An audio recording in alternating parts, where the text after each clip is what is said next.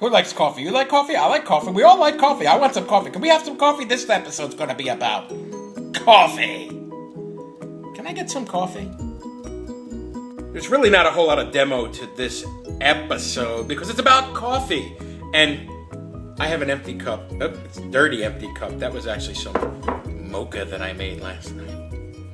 But anyway, how many of you in the morning like to sidle up to your favorite coffee place or maybe in your own house and get yourself a nice, strong, dark cup of coffee to get you going?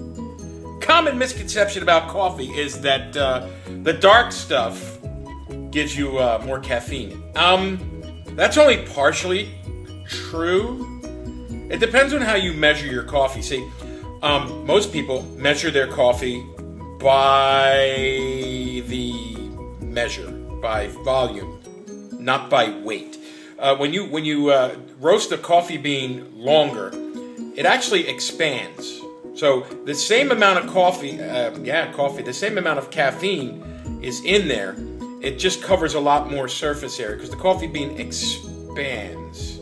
So if you're measuring your coffee by the scoop, by volume, which is what probably 98% of you do, you're actually spreading the same amount of caffeine over more surface area, more grounds, so therefore you're actually taking in less caffeine. If you measure your coffee by weight, which almost nobody does, then you're actually getting a little more caffeine. But the happy news is the amount is really not that different. I mean, it's only off by enough to really just barely be measurable. So yeah, enjoy your coffee. Actually, the lighter roasts do have a little bit more caffeine. It doesn't burn off like people think, but it does spread out a little bit. So if you're like the 99.99% of us that go by the scoop and measure coffee by volume, then you're probably just getting a little bit less. But that just means you can drink more. Enjoy your coffee! Seriously do plan on taking on things like buying stuff and going shopping and going into stores and showing you how to find things and select things. So that, as well as ordering in restaurants and how to just, not be a bad restaurant going person or even wait staff. I've got some tips for, people who are wait staff and maybe whatever. I plan on doing all that stuff. But if you have something that really you want to know about, something that freaks you out just a little bit about being in the kitchen or how to eat things. How do you eat star fruit?